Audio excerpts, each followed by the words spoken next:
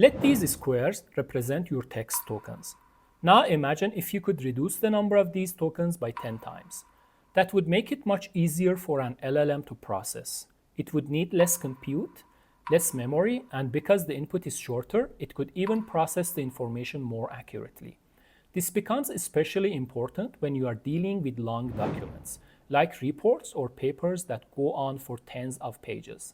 The DeepSeek OCR paper proposes a really interesting idea for this, compressing tokens by switching the modality, basically representing text with visual tokens instead.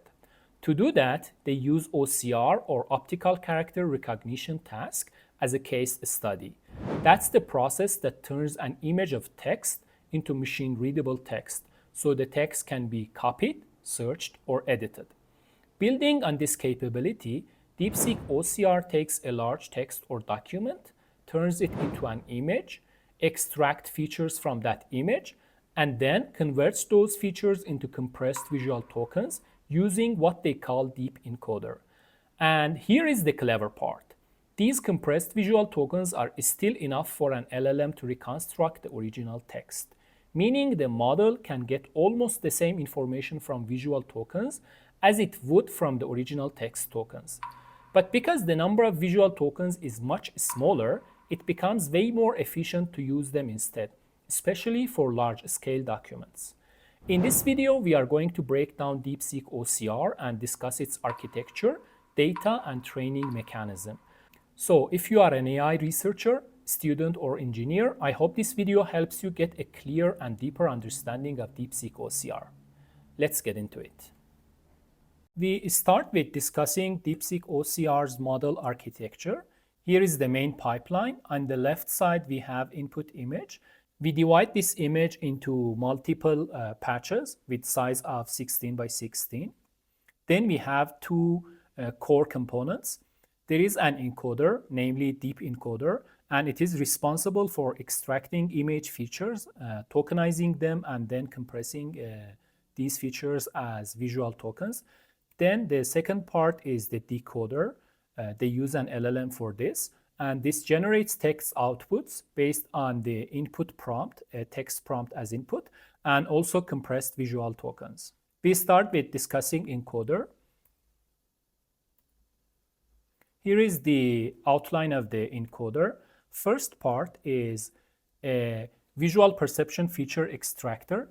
And for this, they use a meta segment anything model or SAM with base configuration, and they use patch size of 16 for this. SAM performs window attention, which is a local attention, and this is aimed for extracting mainly local features.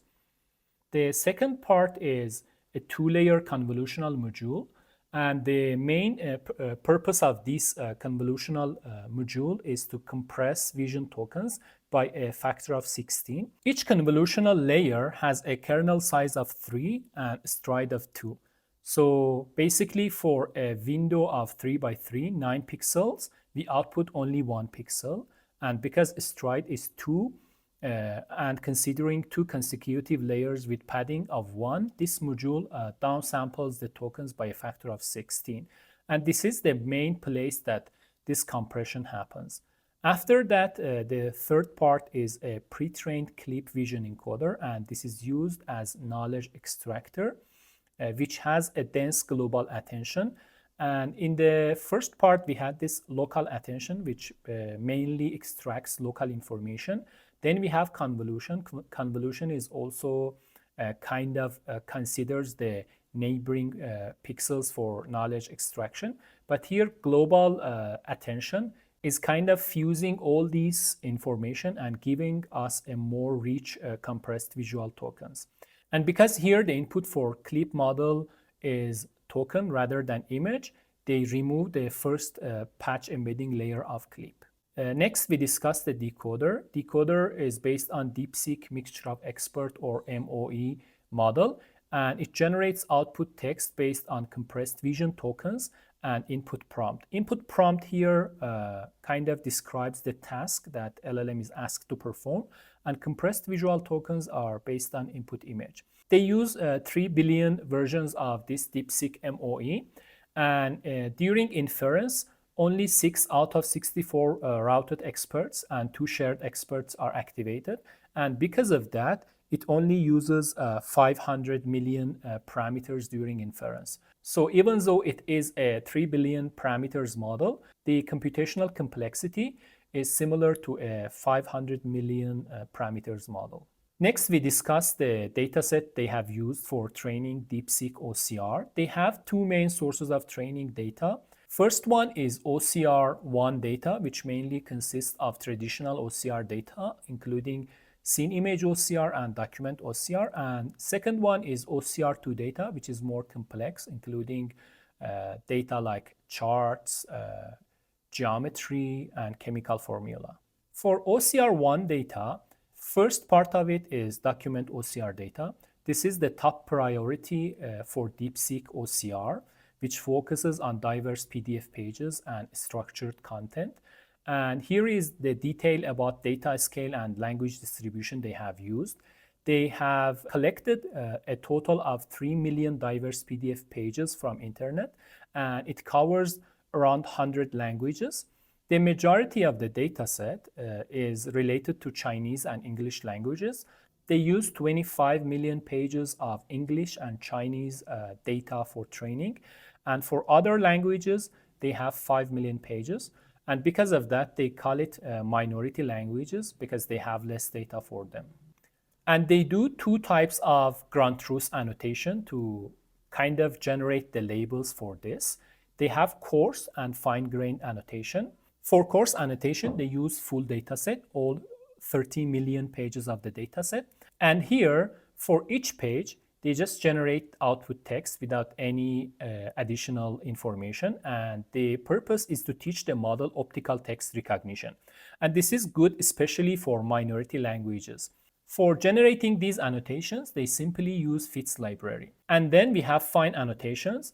And here they use only 4 million pages out of 30 million pages for this fine-grained annotation.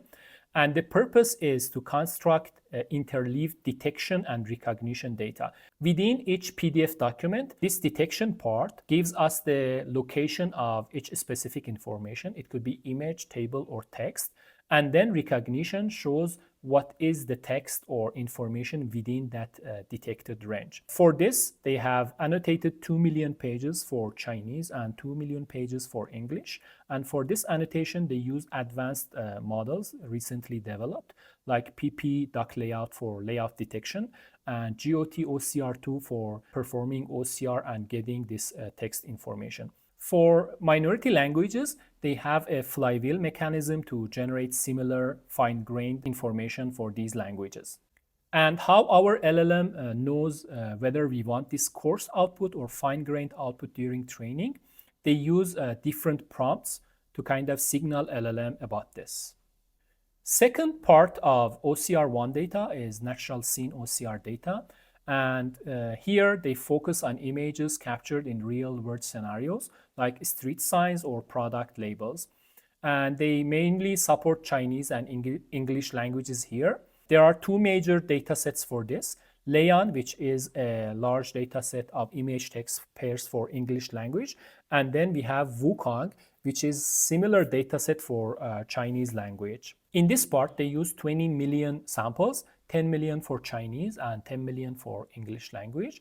And for extracting annotation, they use Paddle OCR. Here is a fine-grained annotation example. On the left side, you can see ground truth image, and on the right side, you can see the annotation for this image. For example, in the input image on top left, you can see a small chunk of text. And if you look at on the right side, you can see 2 lines. First line is kind of metadata. The type of the information you can see there, it's text. And then you can see some locations. I believe it's X mean, Y mean, and X max and Y max, which gives us the location of this text. And the next line is the text itself. The second part of information is this metadata about image. And as you can see, it is detected as image. And then there is the bounding box location of this image. Second type of data they have used is OCR2 data. This is a category of complex visual document parsing data. And this is created following the recent work, GOT OCR 2, and it focuses on structured and non-traditional OCR content beyond plain text. It has three key types: chart, chemical formula, and plain geometry. For chart data, they have 10 million images, and they have mainly used pie charts and matplotlib for generating them. For chemical data, they have 5 million image text pairs, and they have used PubChem database for this. And they have a specific format, smiles, for rendering these chemical formula. And finally, for plain geometry data, they have 1 million total parsing data points.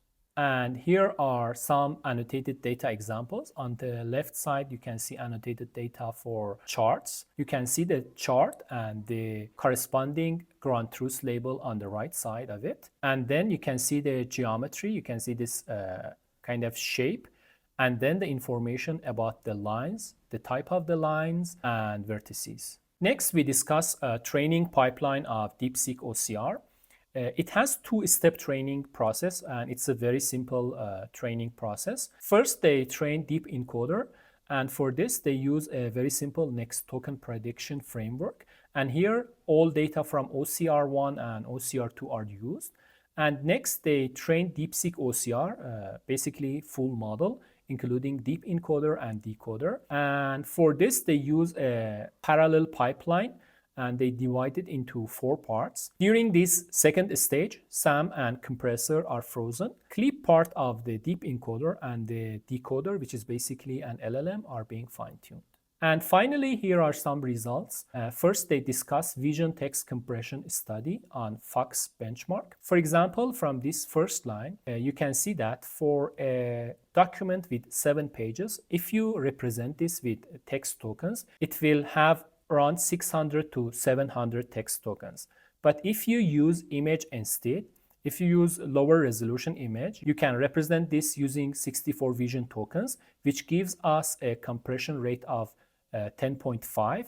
And if you pass these vision tokens to the decoder that we have here, it can construct the text tokens with accuracy of 96.5 or precision of 96.5.